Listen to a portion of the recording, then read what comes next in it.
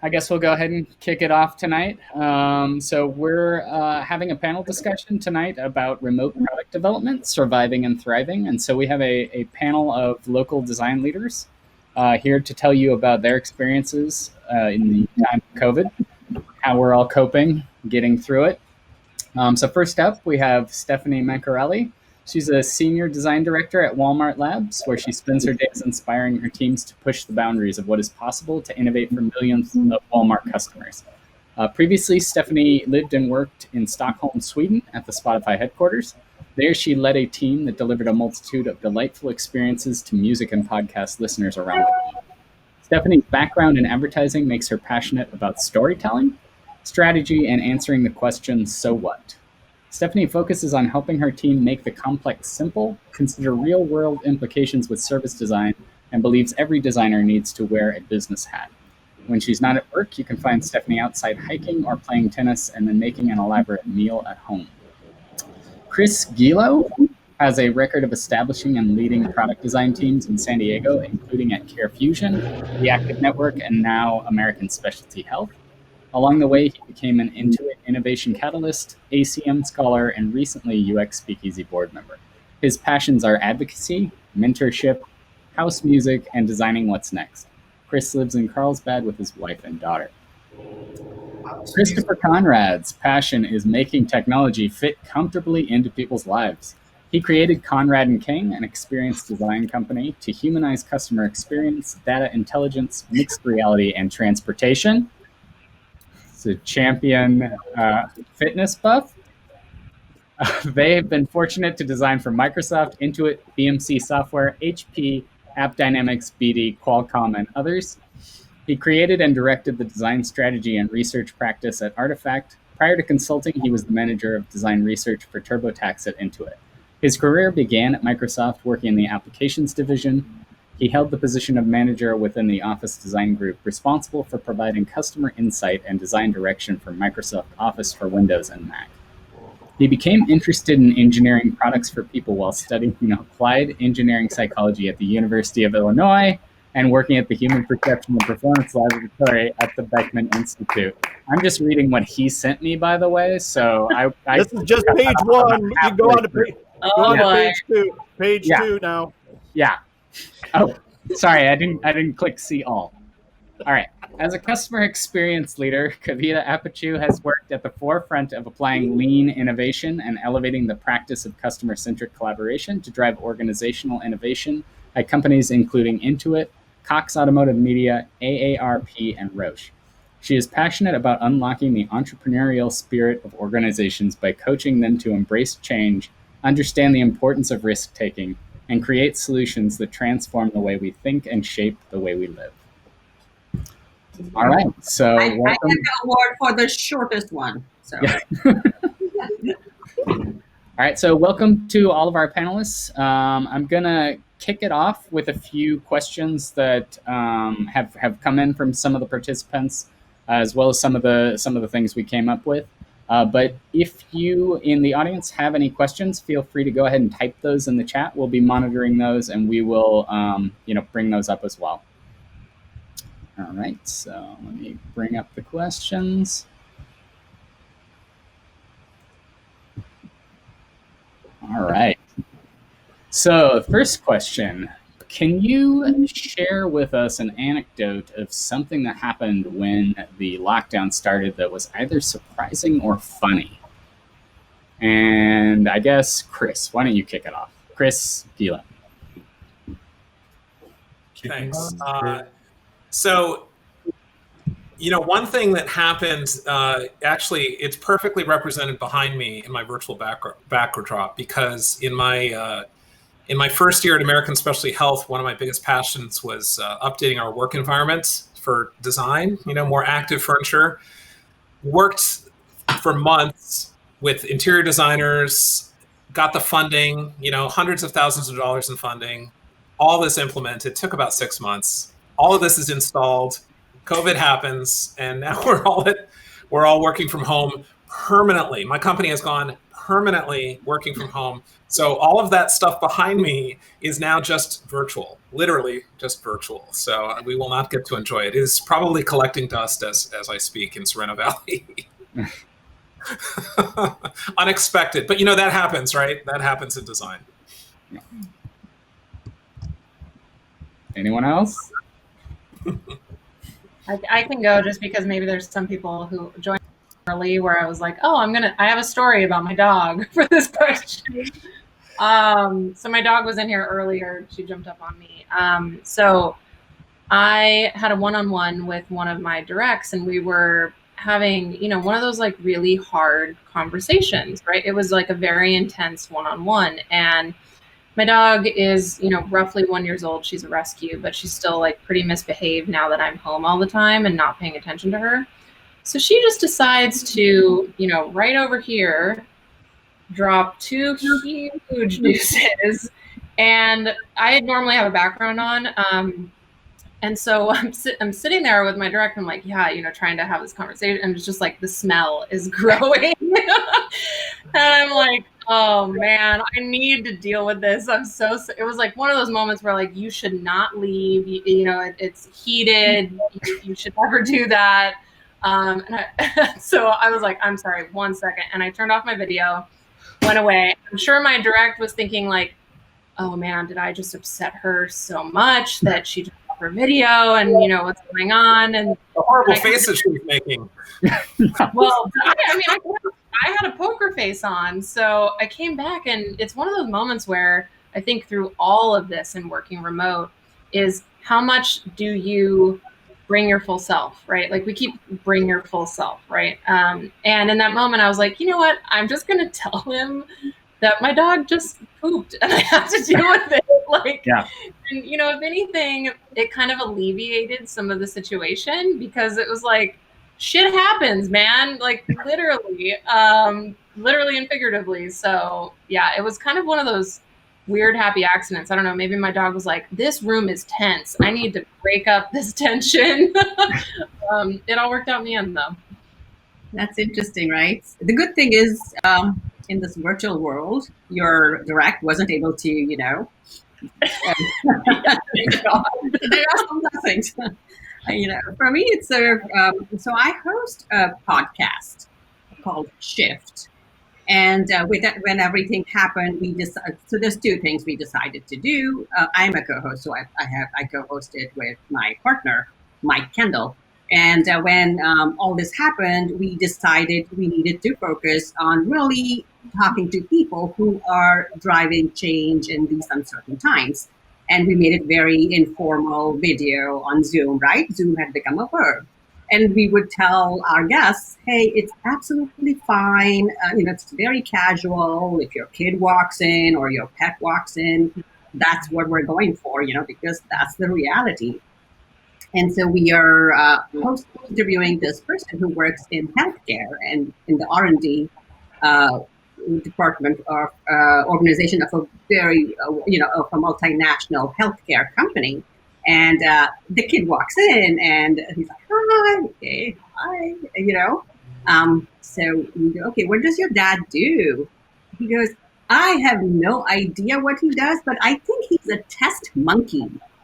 So, because the dad works in R&D, I think he talked about monkeys and testing. So the kid goes, he's a test monkey. Nice. That's good. So I suppose something that was somewhat surprising for me, not funny like the dog story, but somewhat surprising was I had spoken to my neighbor maybe once in the course of 2 years, and I didn't really know this person.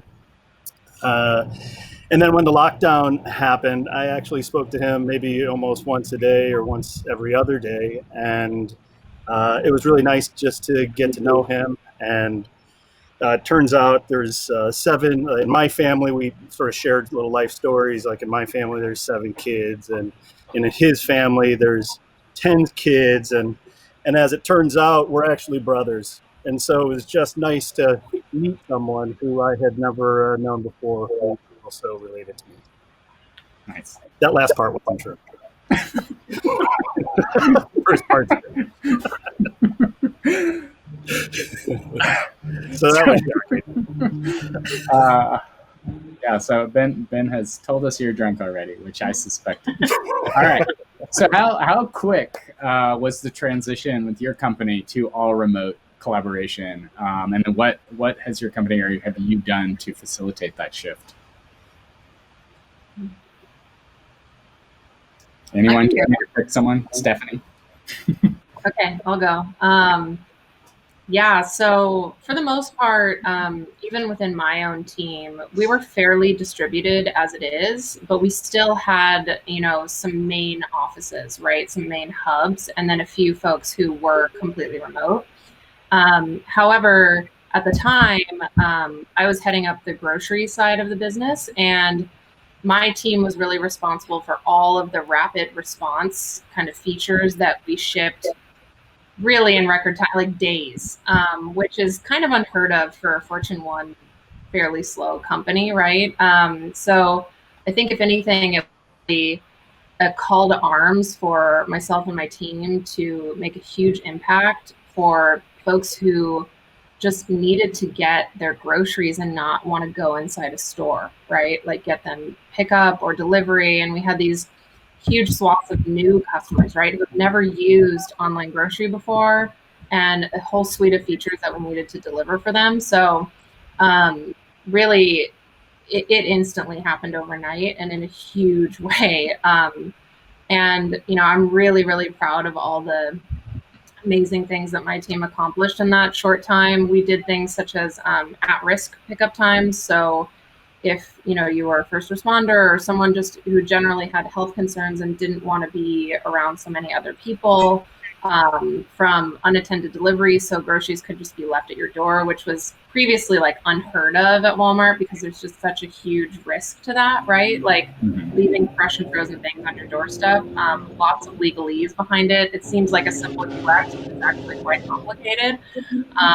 So really, we were forced to be nimble, ultra communicative, and we still kind of reference that time now in these new projects that we're working on, of how we created like a single source of truth that a million stakeholders could look at any one given time, and how we tell a story as designers, researchers, and content strategists. Because ultimately, what many of my researchers were noticing is, obviously now what we know is that these trends are massively changing people's perceptions, what they need from us as designers to help them with their daily lives. So, I mean, so much of that work is still influencing our day-to-day, and I'm just super proud of it. But, even from remote ideation sessions, which I thought would never go off without a hitch and, are always really complicated, we've found some really great uses of Mural and other tools that now I'm like, wow, I'm kind of a believer. We could do this with the right folks involved. So if anything, I feel like I learned a lot too, because I'm just a big believer in kind of being in the same room. I miss that, like, we can't have this talk with people and I can't meet everyone afterwards and have that kind of one-on-one connection. But in the absence of that, we made it work. So yeah, that's my story. So I can go next.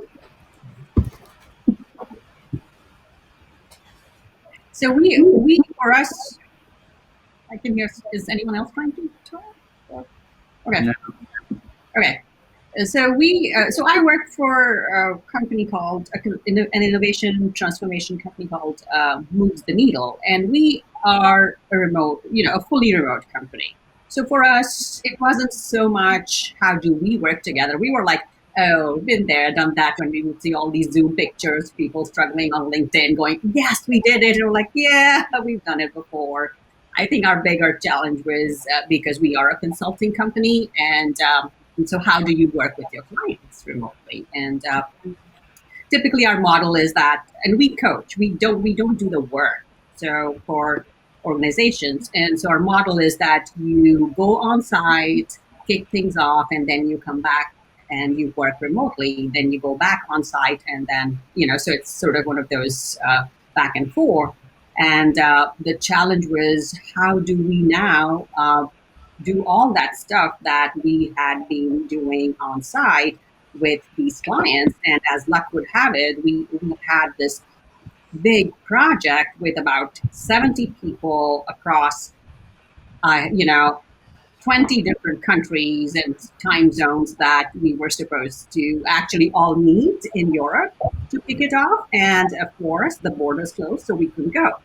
So I think it was, so like Stephanie said, I was really apprehensive, because there is that, you require all those tools, all design tools require a high level of interaction, face-to-face conversation, and all that stuff.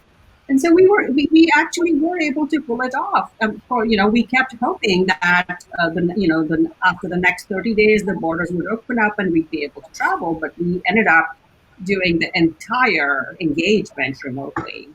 While the jury is still out there in terms of what worked well, what did not, we did get to the outcome. So I think there are some lessons learned, and I think I can share them along the way in terms of what works, what does not. But yes, it can be done. Nothing's quite the same though as like real physical sticky notes. You know what I mean? Yeah. Even if they're virtual. And actually, it's different. Feel it. Totally. And actually, and there is different levels of comfort with these tools. Yeah. I realized in Europe, they're not that comfortable. For them, Mural was like, what is this? Right? Mm-hmm. They've been using Jamboard. And so we had to kind of onboard them to Mural, because, I'm not sort of speaking for one tool or the other, but Jamboard has its limits. And so there was that whole, even onboarding them to learn a new tool, not just your tools, but a new software. So, yeah. I'll go. So my company, I work at an insurance company that is about half insurance and half fitness software. And it's a 30-year-old company. So it's got a lot of operational employees that are doing, claims processing, a big call center, group. And for our company, that was the biggest question mark. How are we going to move all of these call center people to home? These are people that don't have laptops. They have desktop, thin client computers and headsets at their workstation. How are we going to do that? And are they even going to have the internet at home that they need, if we were to move them at home? So that was a huge move for my company, was to move hundreds, if not thousands of people actually from that kind of a workplace, which was incredible. And they pulled that off very quickly. They created drop kits that they would, come in and drop, computers and everything they needed. And it was amazing how fast they were able to get that aspect of our company virtual. And it was so shocking to our leadership at how well that worked. But even more so, the analytics, because that kind of stuff is really easy to track, right? You track call volume and case and all sorts of other things. It's highly measured, right? The measurements were actually favorable. They actually were more productive in their claims processing, in their calls, in their work. There were fewer people calling in sick, believe it or not. It was amazing. The results were so good about moving everybody virtual, even though they were terrified of this, that soon after, and I think this was early in the quarantine, this might have been May timeframe, they said, you know what, we're believers now. After 30 years of thinking we couldn't do this, we think we should just do this full time. And I was completely shocked, because our design group is like kind of like a newer organization, right, in this larger company. And for us, it was really easy. Like, we all had our MacBooks, and we're like, yeah, remote work, we're set up for remote work because we do all these types of things. So, of course, we're set up for remote work. And we were already using Mural, and we were already using Figma, and we were already using usertesting.com and all these like SaaS tools that were remote. And so for us, and the Scrum planning stuff and all that stuff is online. So for us, it was like, we could, that was fine for us. But what was interesting to me was the legacy part of the business and their ability to transform very quickly. Actually, one of the mitigating factors was the internet speeds, that they actually had to add capacity of internet connectivity to our offices to support everybody VPNing into the office. So we didn't even have the bandwidth as a company. So apparently, early in the quarantine, there was just a huge demand for higher output, higher throughput internet connections. But we got that all resolved, and things have been humming really well. So I was really surprised at how fast it went, and I was completely shocked that it was so successful that they quickly decided to make this a permanent thing. It's really amazing. Yay. You know, there was a cartoon floating around the LinkedIn around that time, and the cartoon said, "What was the inspiration behind your digital transformation?" And it had like all the typical things, and then they were all crossed out, and then COVID was written in. And that is like completely true for our company. Like COVID is completely the source of digital transformation at my company. Personally, I think with our UX team, we could not be happier with that, because it's accelerated us by years. We're years ahead of where we thought we would be, and that's really awesome. I don't know that my story around this question is that interesting, other than to say one of the more of what the problem was that we were trying to solve with our business during this time was revenue. COVID was something that was happening, but it wasn't. We were able to control that. What we weren't able to control so much was the amount of business that we had coming in. So it took us 4 months to. So what we had to do was focus on what can we cut, what costs can we get rid of, and one of the things that was just staring us in the face, pretty obvious, was our lease. And we weren't going to the studio at all, and so we were paying a significant amount of our cash on something that we're not using. So we had to get clever and creative to figure out how do we get out of this lease, find someone else to take over this spot so we can save as much cash as possible to extend the business. So that was actually what was driving it for us for the most part. But we were able to, I would say, relatively quickly get out from underneath a lot of expenses to keep the business going. All right. And so, Chris Gielow, you touched on this, but I'd like to hear from the rest of you. What has the impact been on productivity, both for the company as a whole and for your team or role specifically? Kavita? Sure. So, like I mentioned, we've always been a remote and distributed company. So as far as we were concerned, there was no impact, but we had to adjust our pace for our clients, because there's a few things, right? Especially when you are running these all-day workshops and sessions, the amount of content that you can cover remotely is not the same that you can cover in person, right? Mm-hmm. So more free. One is, of course, just getting everybody set up with the tools. And when I say tools, right, all these, digital collaboration tools like Mural, Jamboard, or whatever it is. And even the call-in, whether you're using Google, Meet or Zoom, all that. So you've got to bake in time for technical issues, especially if you are working with a client, because you don't know if everybody's as comfortable. And let me tell you, sometimes execs are the ones that are the least comfortable or struggle the most to get on, because they won't check in advance and they hold everything up. So I think that was one, right? So and then more frequent breaks, right? And then last but not least, because the COVID happened, you had parents who had to take care of their kids because there was no daycare. And both the parents were working or partners were working, so you couldn't can't really, go with, okay, let's push out lunch by an hour because we're on a roll, we're going, so let's just keep rolling, right? We couldn't do that because even though we were on a roll and the team was almost like, oh, we got this idea really defined and we just need 10 more minutes.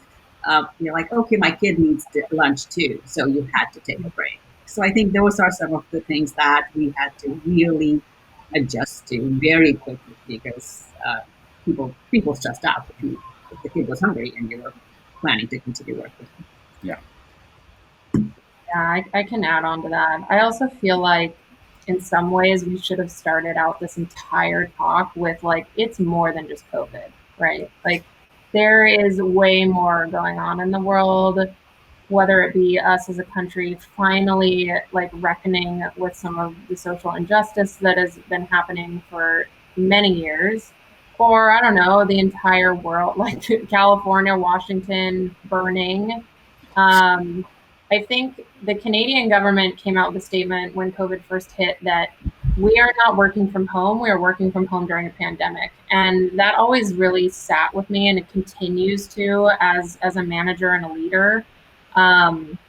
Like stuff is hard right now. I mean, when I have some of my like daily design reviews, even myself, I'm like, what is the point of this? Can we all just like pause, go meditate or work out or eat vegetables or just like take care of yourself first and foremost? And I'm kind of like getting teary-eyed just talking about it because I know for many individuals, including myself, like my past 6 months at least have been a struggle. And for us to consider that it's been anything but that is just really naive and ignorant, frankly. So, what does that mean in practice for me and for many of the individuals on my team? It means that we pad timelines, hopefully pad the crap out of them, right? So that we're not stressing ourselves out undeniably. Hopefully, like no one on my leadership team is watching right now. But, like we have to recognize actually what everyone is going through. And I feel like for me personally, I go on like I have a good week and a bad week, a good week and a bad week. And I think for others, it's different, right? And so really just leading with empathy, checking in on one another, showing that like I'm struggling too.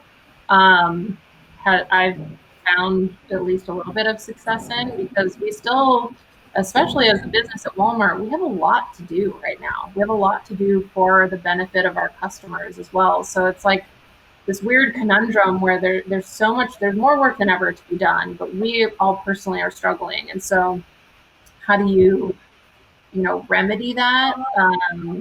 Like I said, I think almost daily now I'm saying to my team, how do we find the joy in the work? Because at the end of the day, I love what we do. I love our craft. I love creating something from nothing that millions of people use every day. Or like, there's nothing better when you see someone out in public or you meet someone new and they're, oh, what do you do? Blah, blah, blah. Oh, I use that. I've used that. Oh, like that is so cool for me. And so when everything else around you is, forgive my language, shit, at least like we can focus as designers on our craft and solving real human problems is just something I'm super focused on. Not just like producing work for the business, right? But like really creating something that you find joy in is like the one silver lining I'm consistently trying to champion. Either of the Chris's want to add on? Well, I talked about our call center productivity, but I agree with Stephanie. We have to give ourselves permission to realize that we are in a really tough position. And as a manager, I have definitely been leaning more into that. When I start my one-on-ones, it's always, how are you doing? We spend a little bit more time talking about the situations that we find ourselves in. I have people on my team that have kindergartners who are at home trying to do virtual learning. Kindergartners doing virtual learning. Like, and this mother who's working for me. And so the best thing I could do is give her the space that she needs to be able to cope with this crazy situation that she's been thrown in. This was none of our choices. But so I think it's important. And, I think also about how designers are oftentimes the empathy side of companies, right? We tend to hire very empathetic people, right? I mean, frankly, UX researchers, UX designers, we're an empathetic bunch of people. And it takes a psychic toll. Everything that's happening, and Stephanie, I'm hearing it from you too, there's this psychic toll. And I think we take it harder in some cases than a lot of our other peers. It's important to recognize that. And it's important to make sure that we give that back to our team and allow them the space and give them the grace as well and empathy to our own staff, and say, this is not normal. We're not going to expect the same normal things from you, nor should we, while we go through this together. And we're all in it together too. So I love that topic. I want to talk more about that. All right. Should I say something? If you have something to say, please don't if you don't. Please don't make something up. No, this is true. Just getting back to productivity, just put the empathy stuff aside just for a second. So one measure of productivity for my business is utilization rate. And so we are the amount of time we're billable and working on stuff that someone wants from us. So normally our target's around 75%. And I would say in the last 6 months, it's been at 15%. And Ben King is a wizard at math. I know if he's got his fingertips there, he can type in the difference between 75% and 15% and give you the answer of what that is. So it's a significant decrease in productivity, I suppose you could say. So as a business owner, that's shit. You can pardon my language too, but that's a shitty business to be in. And so I am empathetic to everyone's feelings on the team and all that, and we do nice things for one another to help with all that. But it doesn't impact, that empathy hasn't impacted our utilization rate or productivity. It's made them feel nicer and better and wanted and all that stuff. But it hasn't really affected our bill rate. And that's the thing that's going to help us all continue to be designers and doing the things that we like to do. So we've got some challenges with our productivity, I'd say. All right.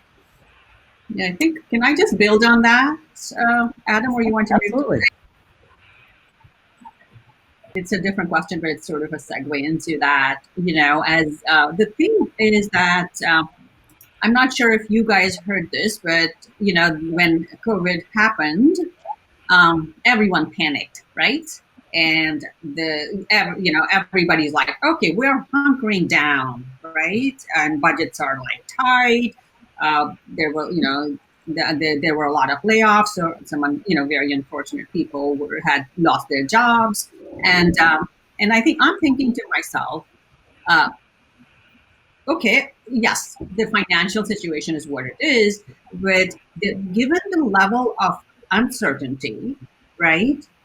Shouldn't we be investing more time in innovating, right? And who is better equipped to do that but designers, right? Because we are empathetic. I mean, and I'm using this, we are human-centered, right? We embrace ambiguity. So we are, that's because the situation is so messy and ambiguous. And, and we are good at overcoming uncertainty. And yet, there is no budget to do that. Right? And so a lot of small businesses will fold, and a lot of good small design firms will fold because of that. And then who is left? You're left with the big consulting companies that, they offer a different kind of service. So I think that's, to Christopher's point, I think that is a question I wonder about, your point, Chris. It is not normal, but I think that when we come out of this, we, or whatever you want to call it, it'll kind of gradually evolve to a post-crisis world. But then it's never going to go back to the old normal, right? Mm-hmm. Both personally and professionally. So in that environment, if there are no small, good design firms to do great work, then whom are businesses going to go to? Yeah. Cool. So I wanted to jump in because Stephanie, you kind of brought this up around the fact that we're not just working from home, right? Like all of us probably had experience doing that before all of this happened, right? This is a a forced quarantine. There's a whole lot of stressors outside of work. How are the people that you work with coping, and what is your company and what are you doing to kind of support employee well-being? You already said kind of leading with empathy and understanding, but are there any other kind of measures that people are taking in this time? Yeah, I guess I can start. And I think I see actually some of my team members on the call. They would know, like, I don't have a filter. Careful. I really don't. We're still not okay. I'm sorry. Like, we're not. And I have yet to crack some kind of method that me as a manager or leader could figure out to make it okay, right?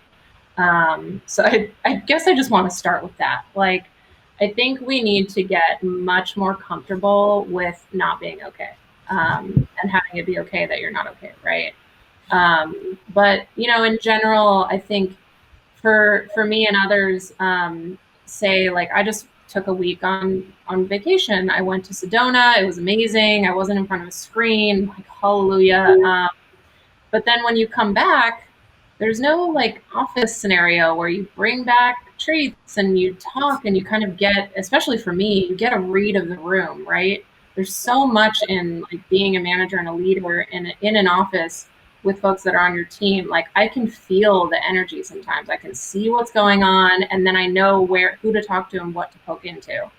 There was none of that. So I was like, sat at this desk in my makeshift office that's also my guest bedroom and my workout room, as you guys can see. And I'm like, where do I begin? Who do I talk to? There's like 50 people I need to Slack right now. And it was just very bizarre, right? I think there are a few things, though, I will say that we've been trying to build that just like team camaraderie and that casual coffee chat and whatnot. So one thing that I introduced on my team, because I lived in Sweden, so I always take a piece of that with me, is we have a Friday fika. And for those of you that don't know what fika is, it's basically just an afternoon coffee break, normally accompanied by carbs, where literally you just get together and you do not talk about work. Like you just chat, you hang out. A lot of times it can be like celebratory. And it was one of my favorite aspects of living in Sweden, and also some of the worst, because it's just like you're just eating cardamom buns all day and drinking caffeine, and then you're like kind of cracked out after that. But that's one thing that we've done, and we have a host each Friday with different topics, right? So it can really be up to each individual to kind of drive that. We have done things like virtual Pictionary through Mural, just doing things that are not the work, right? Or nerding out on a new design trend, like, ooh, new skeuomorphism, like, let's talk about that. What is that? Like, how do we feel about that? And that just has nothing to do with our day-to-day. Has been a bit successful, but I think like there's still that sort of one-on-one piece missing. And at least for me as a manager, I really believe in doing things that don't scale. So now more than ever, that's pertinent. As my team has grown throughout COVID, I meet with every individual, many of them either monthly or biweekly, even if they don't directly report to me, just to check in, just to chat. I have someone who just got a new dog, and I'm like, you have not sent me a picture of your dog yet. Like, I need to, hello, I have a dog, send me a picture. So just, again, like trying to find those ways to connect, I think are really important. Another kind of design leader on my team also created a like team water cooler Slack channel because of the stress. Pushing goal, Kansas City. It's against Bradley Roby. Football game's on. In the rain. It's Wait, are we getting hacked? No, that's the football game. But anyway, so he created a water cooler channel because, many times if you're in these big group Slack channels, you're not like, here's a photo of my vacation. So that was something cool that I think we found a little bit of joy in as well. Mm-hmm. I'll leave it at that. Anyone else? All right. Do you think employees are happier overall with this way of working? And then are there differences, like, introverts versus extroverts? Are some people coping better than others? Chris, Gielow? I have data. Mm. UX designer and researcher, of course, we reached out to our team early on with a survey because honestly, as managers, we had no idea how things were going. And so we knew we wanted to sort of anonymously reach out to our team. And so we did. We created an anonymous survey. I actually have it up on my screen right now. And the results shocked us. They shocked us. The results were that everybody was loving working from home. We saw the score of satisfaction from working from home was almost everybody rated it as very satisfied to somewhat satisfied, nobody below that. People were extremely happy with their at-home arrangements. They said that their work-life balance was improved. I personally can speak to that because I commuted an hour each way to Sorrento Valley from Carlsbad. So for me, I have 2 hours a day back in my life that I get to spend with the family that I never got to see. And that's been huge for me. I won't ever want to go back, quite frankly. My dog is happier. I think I mentioned that.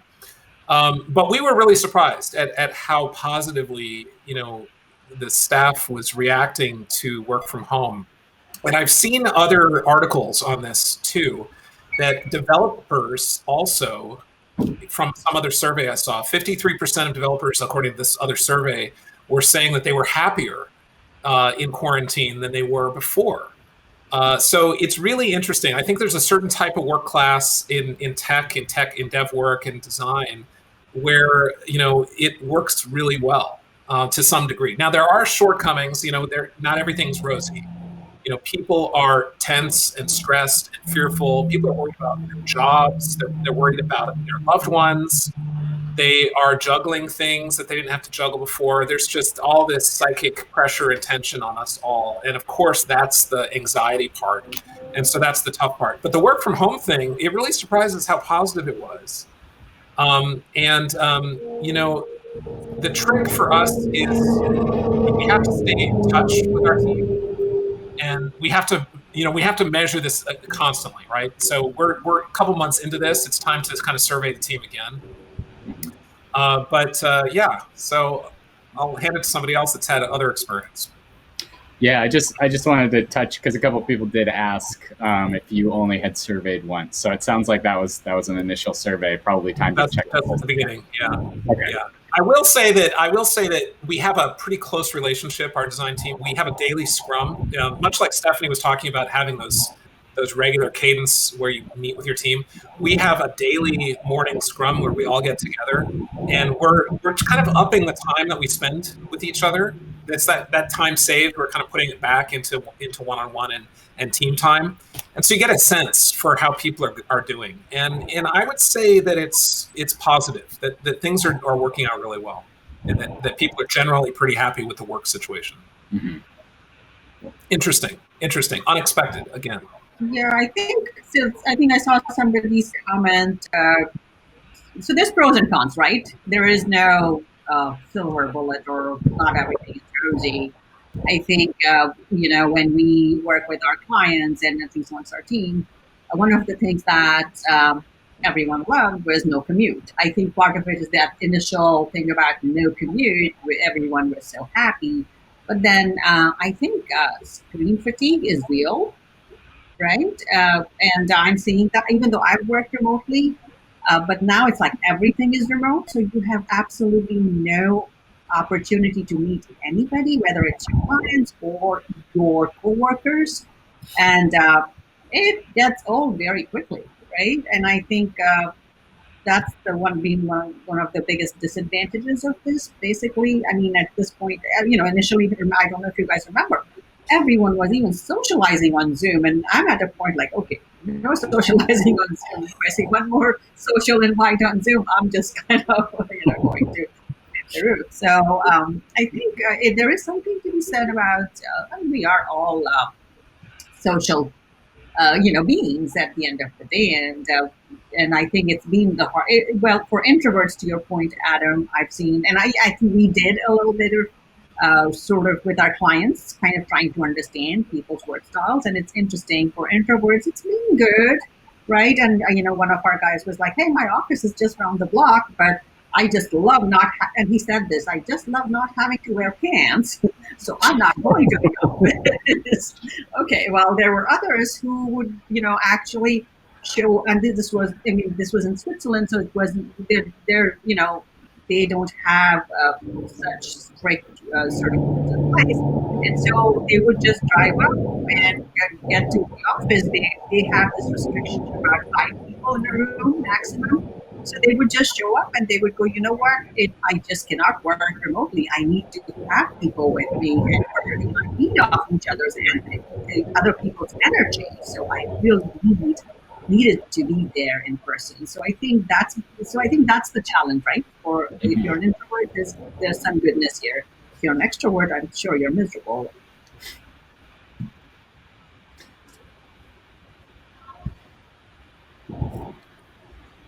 Oh, Chris, I can't hear you. I was going to say it's also dependent on the person's situation. If you have, some people have a home environment that's very conducive to this. They might be with loved ones. Some people may be isolated from their loved ones, and they may be in an apartment and they may be with a roommate, and they may not have the office space. And that really creates a different situation, doesn't it? So that is a factor as well.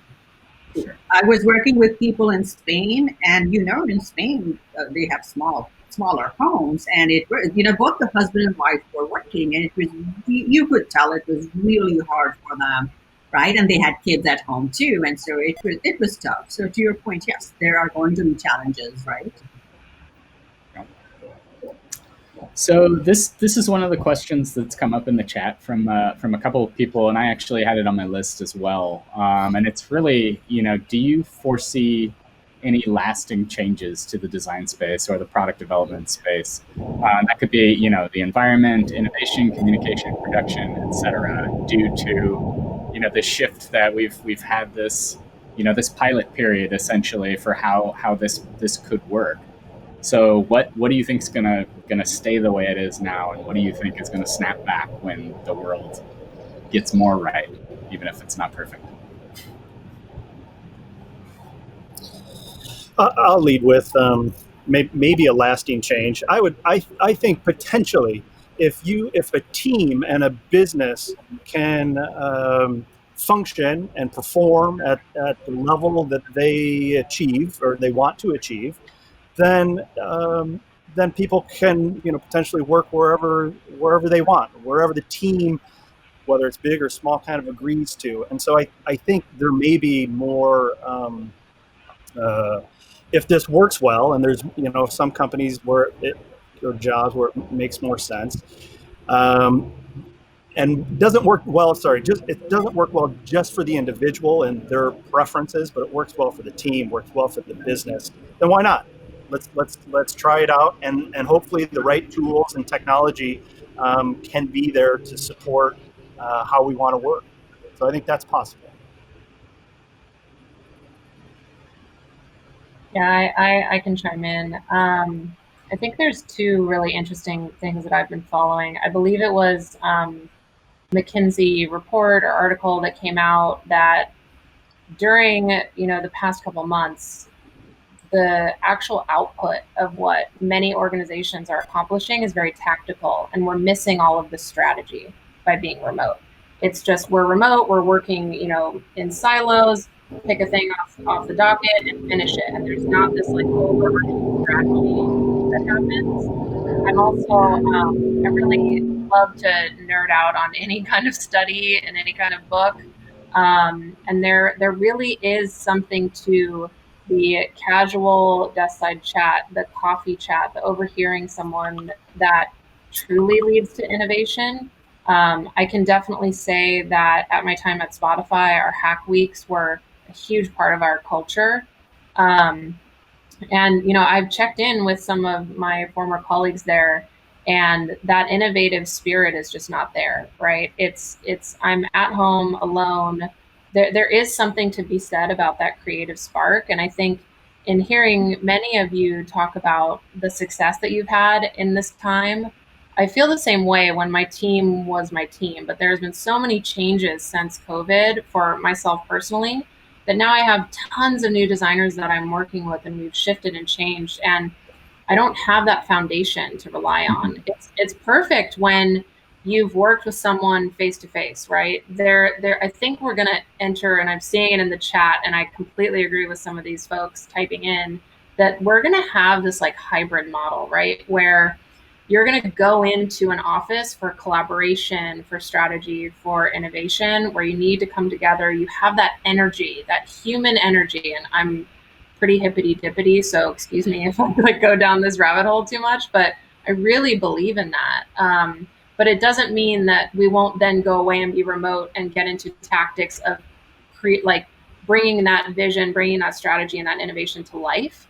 So I think we're going to find, I hope anyways, this is my positive spin at the end of this comment, is that I hope we're going to actually find a happy medium between the two that is just going to ultimately see huge innovation, huge changes with design influence that I am super excited about. I mean, there's already a few companies that are coming out right now that, there's always these quotes of, like famous people who created something and what are you doing during COVID, that is a little dangerous, I think, at times. But in the next couple of months, for sure, as this becomes our new normal, I'm very interested to see just how these two worlds kind of merge for the better, because I think that's our future. I think I agree with you. And my watch, both what you've said and what Christopher has said, I think my watch out is, it should be a hybrid model, because we do, whether you're doing strategy or you're focusing on execution, you need some form of face-to-face interaction, period, right? And one of the things about the McKinsey study that you talked about was that I have to wonder how much of that, because of the way the question was posed, how much of that is because everyone's focusing so much on execution and they're not really looking at the whole strategy piece right now, because it's all adapting to the core and with changing customer needs and the market demands. So I'm sort of, wondering if that has come into play also. But that said, my bigger concern is that, we know finances drive a lot of decisions, and a lot of organizations are going remote because they realized that the savings in terms of the money are huge, right? And they've seen, okay, maybe there is a little bit of a productivity loss, but the savings offset that. And my hope is that all organizations realize there has to be some kind of mechanism in place for people to be able to get together physically every now and then. Otherwise, yes, to your point, I don't know what the outcome, not just output, but the outcome of working totally remote would look like. I don't think it will be the same as when you can get together and energize each other and sort of just that human connection, I think, is different when you're remote. Yeah. I'm really interested in this topic because I like to gaze into the crystal ball. And I think the genie's out of the bottle on this. And I think that it's never going to go back. I think that COVID accelerated a trend that was already in the works, which is this remote workforce capability, and the tools that we're using right now, like Cast, and the remote tools that we are using as designers. I mean, there's no question that even the UX field was already in a moment of transition into this new sort of world of analytics and remote research software and all these other things. And COVID made it happen. Now, what's happening, I think, is that you're going to see massive change in where people live and where people work. And we're already seeing that. There are incredible statistics about the housing in San Francisco and literally the mass exodus of people from the very expensive areas of San Francisco as they seek lower cost of living areas. And you know where they're coming? Some of them are coming right here to San Diego. San Diego, I don't know if people have been keeping track, but we hit a record number on our median home price in August. The median home price in San Diego in August is now up to $750,000. $750,000 median in San Diego. San Diego is growing because it is a destination of choice if you can afford it. People are leaving the places they don't want to be at. There's going to be this massive reshuffle because people can work remotely, and that's going to change things. And so those people who are now working remotely, they're not going to have a hybrid work model. There's going to be nowhere for them to go because they're working thousands of miles away from their employer. Maybe they come together for a regional or a quarterly event, but I think for a lot of people, there's not going to be an office anymore. Now, what that means for UX, I think, is really interesting, because as a hiring manager, I now have the ability to hire remote where I didn't before. Mm-hmm. And in fact, so that's completely changed how I am now hiring. I am now looking at candidates from across the country. Now, that's maybe bad for San Diegan designers. It's maybe good for other designers. So there's a pro and con there as well. At the same time, you're going to see more big name designers moving into San Diego, but you're probably not going to be working with them. They're going to continue to be working for Google and Bay Area companies or whoever they are. And I think that's good for our region in some ways, because as designers will be mingling with other more diverse group of designers. But I think it's really going to result in a massive shift. And I think, unfortunately, with the pricing and with people moving into San Diego, it's going to be really tough for a lot of us, especially mid-level, junior-level designers who can't afford to live here anymore. And that sucks. It really does. My heart goes out to people who, grew up even in San Diego and can't afford to live in San Diego. They cannot afford to live in the place that they grew up. They're getting pushed out. It's, so this is a tough thing, but it's, and then the other thing related to that is how are wages going to be affected? We're already seeing Facebook saying, Facebook is telling their employees they can work remotely, but their salary will be lowered to the region that they choose to work in. So expect salaries in some cases to go down for design as design becomes more globalized and more access to designers. So, I know there's a little bit of doom and gloom here. It's exciting in some ways and it's scary in others. And I think the message for, that I would have to the audience here is be aware of these things, be aware of these trends and who the winners and losers or what the trends are, positive and negatives, how to seize the right opportunities and how to walk away from others based on what's happening with all of this. But I really do believe the genie's out of the bottle. Hey, Chris, how do you really feel about this whole working remotely? I'm kidding.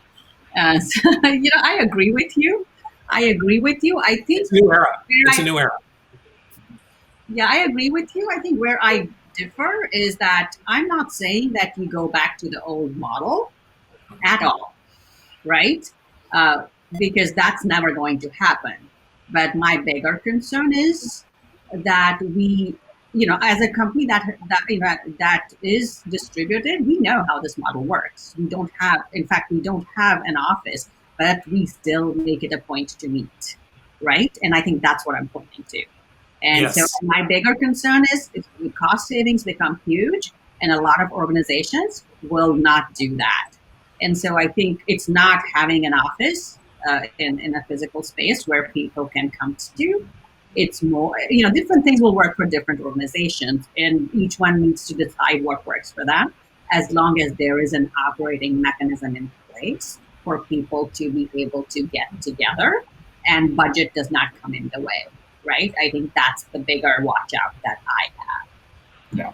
So I'm going to argue even further. I have a good friend of mine who posted on LinkedIn recently that he would bet money on teams who go back to a somewhat, majority case of working in an office together over ones that were 100% remote. And I'm kind of split between the middle, right? I think that each of us as individuals, kind of Chris, to what you said earlier, some people are different, right? Some people have a scenario at home that like it works for them and others don't. I believe we're going to see certain companies stick to the older model, other companies really embrace this new model, and then you're going to see talent diverge between these two for what benefits them. And that's what's going to be super interesting as a hiring manager to kind of like parse through for folks, because we're going to have a situation. I mean, similar to myself, I moved from California all the way to Sweden to work at Spotify. Like that is not normal, right? For many people, that takes a huge leap of faith. It's not easy, but it takes like a certain situation in your life to be able to do that, right? And so for many companies, and depending on where you work, and especially as a hiring manager, you're going to have to figure out how you find these people who either are going to really embrace one way or the other versus just kind of wanting to work at this company, right? And where is it going to fit for them? I think that's where I bet my money is, just splitting the difference, right? That's the tip in betting. You split the difference, then you win big on one, right? I don't know. Yeah, so I had a couple of questions come in around basically how do you onboard? I mean, and Stephanie, you kind of touched on this too, like new employees, right? Like it's one thing, and I've experienced this at my company too, where my team has grown, and there's a bunch of people on the team that I've never met in person, right? Yeah. Like we interviewed them on Zoom, they're on the team now. How do we get them integrated with the people who maybe do have those in-person connections from the before times? And then just other things around like what advice would you have for managers in making the team feel cohesive, in creating these collaborative spaces? Like what do you give to design managers to make that better?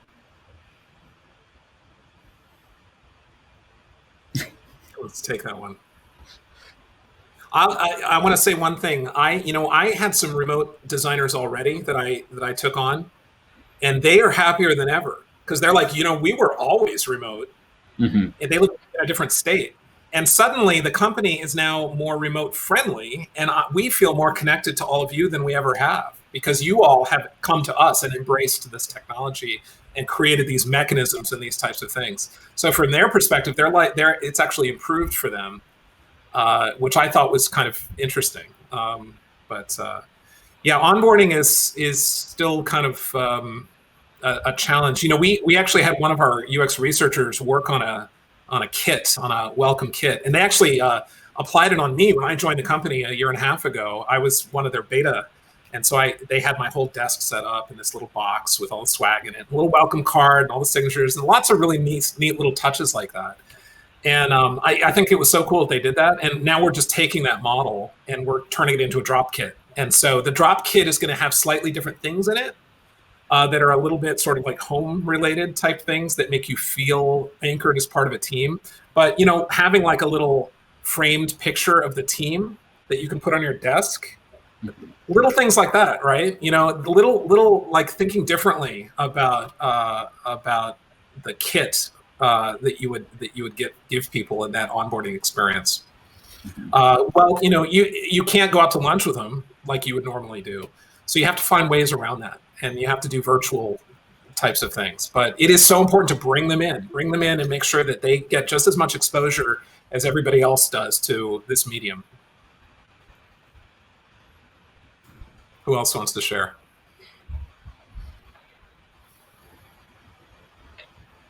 I feel like every time I share, it's like doom and gloom, just because I'm like, I'd rather be real. Let it out, Stephanie. Like, I've had a few new designers join my team during this pandemic, and I feel like even though I was not their general manager, in many ways we've like failed them on onboarding. We did not have a good process. Onboarding in general is hard, by the way. It's especially at a big corporation where when you start, you're just like drinking from a fire hose, and as much as you try to control that as a manager, it kind of is what it is, right? There's a lot to consume. I have heard about the drop kits. I really want to do that, even if it's just for like some of our launches. I feel, again, that physical thing of holding something, a handwritten note, whatever it is, I think can be really powerful. So it's great to hear, Chris, that you've been doing that. But Handwritten notes are a little tough now. I don't know how we're going to pull that off. Yeah. Yeah, I've seen other companies do like really cool. You could choose like if you wanted a game night drop kit, like they had different kind of topics that you could choose from, as well as like your wellness kit. I don't know, anyways. But again, I think, one of my reflections that what I'm trying to build on now for some of these individuals is, once again, like trying to do things that don't scale, right? Like don't just have a one-off onboarding session, like check in daily, overkill, over communicate. If you're slacking with someone and you're like, we should just hop on a Zoom, and there goes my dog again. So yeah, I think really just over communicating is the key there, and having some kind of like repeatability and artifacts. Yeah. Thank you, Lucy. Okay, I'm gonna mute. Sorry, guys. All right. Let me chime in just for a second. So we need to do, I suppose, is sort of look at what we've done in the past that has somewhat worked, and see if there's something that's kind of comparable now or coming in the future that could help support that get done. Well, if people can't get together. So, as an example, I know my team are very talented performers and singers. And so we went out and did karaoke. This was on Convoy. There's a beautiful place over there where you can get a booth and knock your socks off. A lot of great singing, a lot of heavy drinking. It was fantastic. Everyone bonded. It was a nice time. So I like doing that, and the team likes doing that. And I read recently that Spotify, maybe Stephanie, you can confirm whether this is true or not, they're going to be doing some sort of karaoke feature so that people who are remote can sing songs to one another and together. So I think this comes back to what is it that user experience people get into that the other nerds that we work with don't. Like, figure out what is it that we've been doing in the past that's kind of been fun and it works, it brings us together. What advice would you give to designers and job seekers? That's a bit advice. It's a broad swath. I can sort of take, I can focus on a few things, right? Boxed wine. Huh? Boxed wine. Yeah, that too. Box wine? No. I'm a wine snob. No box wine for me. So, I do think that two things, right? And I'm going to sort of share a little kind of anecdote with you. I was looking for a person to do a small freelance visual design job, and I'm not able to find anyone. And I am taking that to be a good sign that, at least UX and design is doing okay. So I think my sort of advice to anybody working in this field is that this, the level of uncertainty that we have right now, right, requires creative thinking and innovation. And who is better equipped than us to be able to do that? So own it and take charge and take the initiative to actually, try out search and explore and identify opportunities that will solve people's problems and create, whether it's new features or new products or new experiences for either your organization or your client. I think this is a really good time to do that because I feel like anyone who does not focus on identifying new opportunities is going to get left behind because we're going to be emerging in a new world where customer needs will change. There will be, different market opportunities. And so you have to adapt your product, services, and your strategy to that. And I'm going to give you each 2 strategies, and you're going to answer it in under 1 minute. What are the best strategies, tips you have for managing a team while remote and creating a collaborative environment online? You get 1 minute, and tell me the 2 that are the best ones you use. Let's go with you, Chris Gielow. You got 1 minute. The first question is, what do I do? Best strategy for managing a team online or creating a collaborative work environment. Something Online, people can take home. Okay, so lean into online collaborative tools. Put down the tools that you were formerly using, reevaluate the tools that you're using, and lean into the new tools that are sort of conducive to remote collaborative work. So the Figmas, the user testing, the murals, the Miro, whatever it is, lean into that.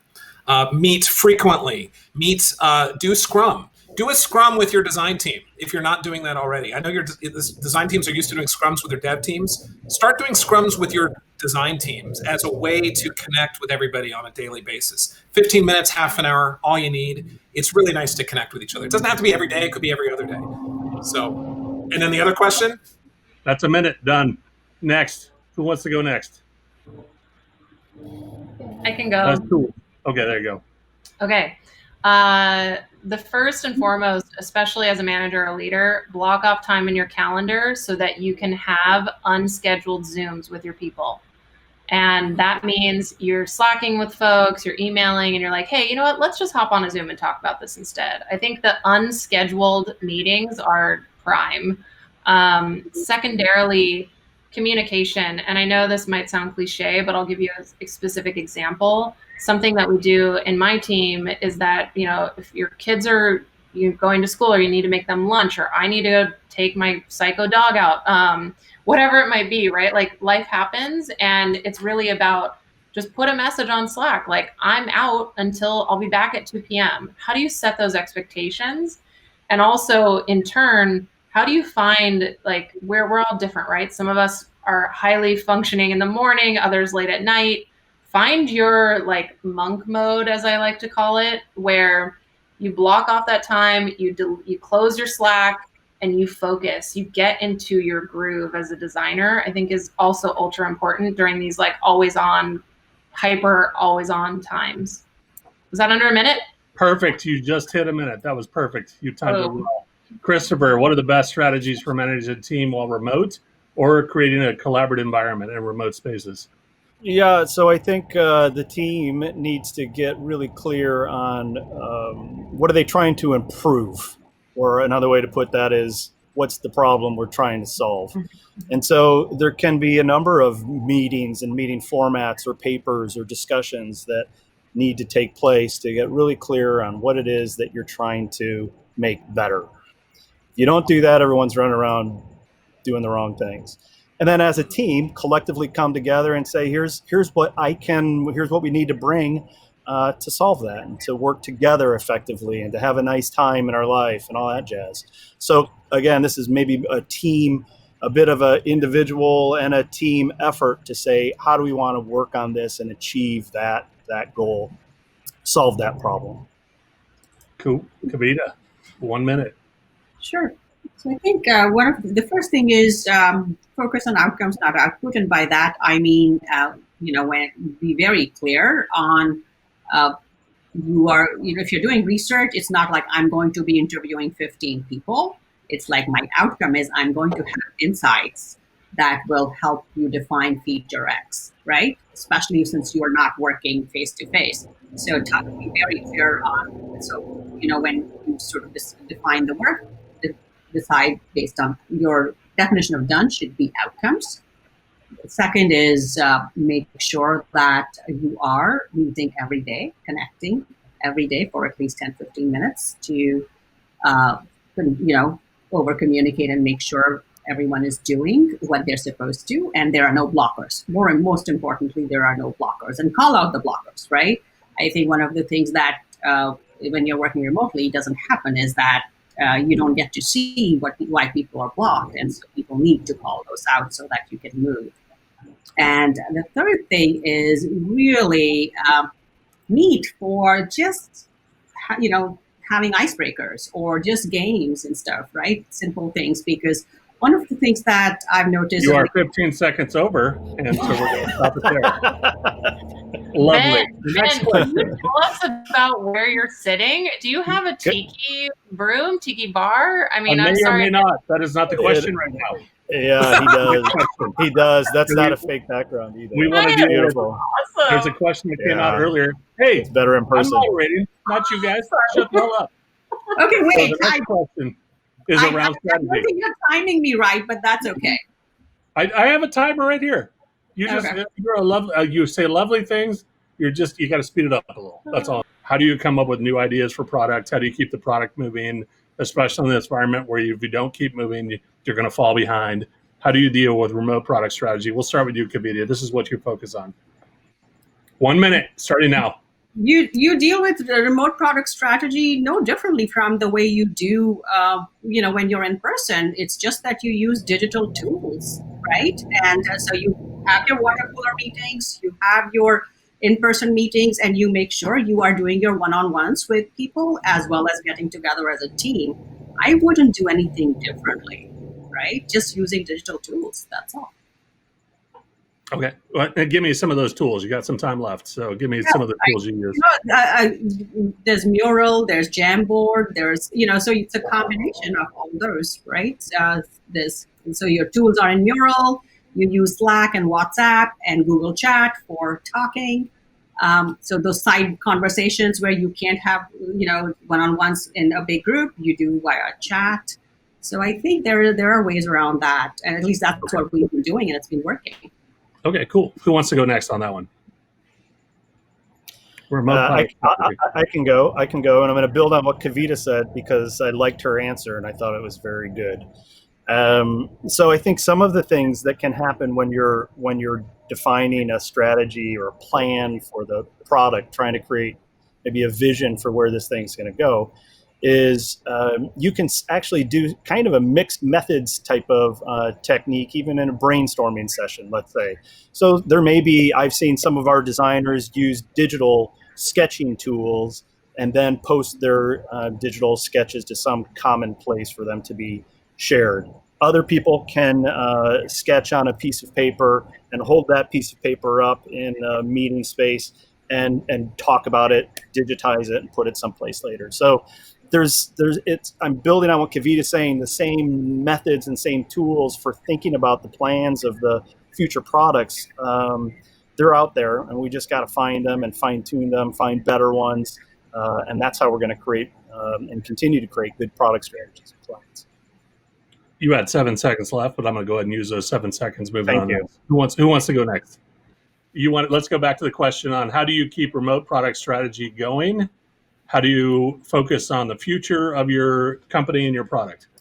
Yeah. So what I was trying to say, or maybe I should have mimed it and see if you guys could have guessed, is really, I think, something that Kavita, you said earlier about how we as designers are so uniquely capable of, certain aspects of our craft. And part of that is strategy is only as good as if people understand it and buy into it, right? And I am a big believer that we as designers are the best storytellers, right? So how we bring some of our product strategies to life is what I've seen time and time again over the past 6 months with some of the members of my team in doing that storytelling, right? And bringing people together and having these artifacts and these single sources of truth that kind of stand the test of time outside of just this verbal or meeting rooms or whatnot. If you have a killer deck per se that can be shared widely and catches on like wildfire. Like that truly is something that I've seen as a benefit of these crazy times. Okay, Chris, you want to answer that one? How do you keep product strategy, product advancement going in a remote team? I want to nerd out for a second. And I started out before you I have went into 60 UX seconds. as an industrial designer. And so when I started out as an industrial designer, I learned all about the history of industrial design. Did you know that the history of industrial design started in the 1930s or 1920s? No. Okay. Anyway, my story is that the founding of our profession goes back about 100 years. And a lot of people trace it back to the Great Depression when George Nelson of Herman Miller fame wrote an article in Fortune magazine making the case for design as a way to get out of that economy, out of the Great Depression. A lot of people don't know that story. I feel like in many ways we are in another era like that, where design is the opportunity, has the capability to innovate our way out of this problem, to help our companies pivot and to innovate. And at my company, that's definitely true. Our UX team went from the production team to now the team that it talks to the CEO on a weekly basis. I hadn't talked to my CEO in my first year and a half at my company. Now I talk to him every single week. 4 seconds left. So that's all I have to say. Grab the ring. Now's the time. Okay. Awesome. So we have a couple of questions. I'm going to actually switch the questions up here because I had a question earlier, which is, you just talked about this, Chris, which is, can design get better? Can product design get better during this? And so my question comes around, like, as we start to talk about with our clients and other people outside of San Diego, we're starting to realize people in other cities are now not having to pay top dollar for shitty designers. And now they can, we talked about this earlier, like you can pay, whether Facebook's paying whatever the remote design fee is or whatever, you can get any designer. Will design get better because of this? And I just want opinions. We're going to do the minute thing. And Kavita, we'll start with you because you're first on my screen. What was your question? You're cutting out on me. What was your question? Will this pandemic make design better? Can we get better through this? Yes, there's always an opportunity in a crisis, and it get better. It is because it's become a level playing field with everything going remote, and so it is up to design and designers to actually sort of take charge and make things happen. So that absolutely, because people are moving, and you're not limited by having to move to the Bay Area to do great design. Yeah, or Seattle or Austin. Stephanie, we'll start with you. Can design become better? Can product design become better, and why? I'm trying to, for once, answer not in a negative way.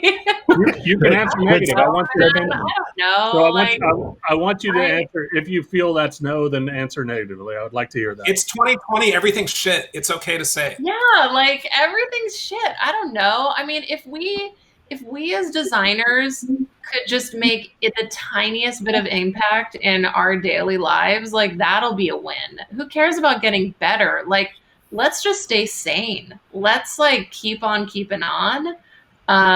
Is kind of where I'm at. Sure, of course, we all want to get better, but I think right now, better is just taking care of yourself, taking care of your family and your loved ones, and frankly, trying to make as much of a difference as we all can for social injustice, the environment, any of it, right? That's what we should be focused on. And that's what our definition of better should be, not innovation. I think now I'm really going to get on my soapbox now that there's only 20 participants. People are leaving, but. And you have 10 seconds left. So your soapbox better read fast. Well, never mind. I'll get off it. Yeah. Adam, you're next to my screen. Adam, would you like to say something since you joined? So I think I just want to kind of build on what Stephanie said. I think that if you define innovation as trying to create something new and different, absolutely not. I think the way I think about innovation is really, overcoming uncertainty.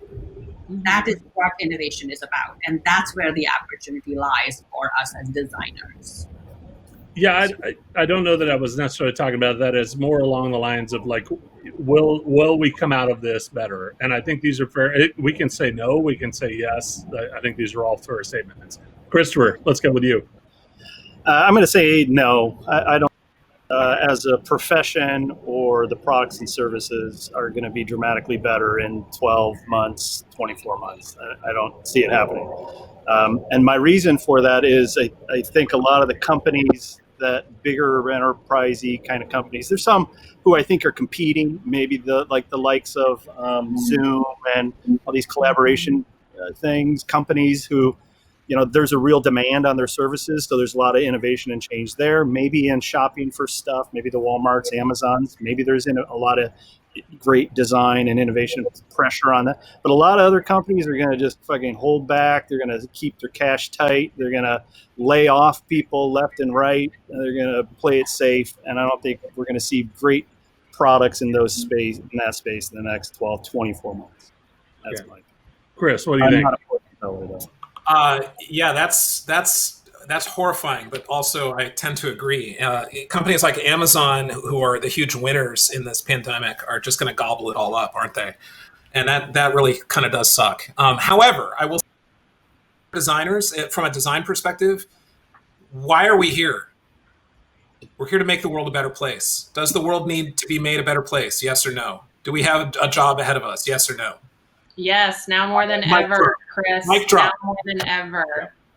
Yeah, but are the people is that discipline being elevated to a level in the organization where it's growing, being listened to? And I imagine in some companies it is, and I bet in many other companies it is also not.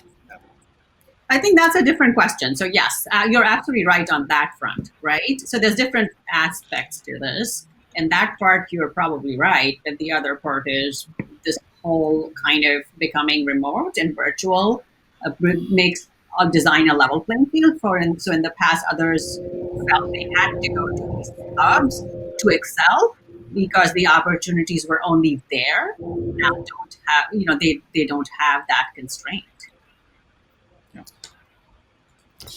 Okay. Last question that I had on the list here, and Adam can hop on after this.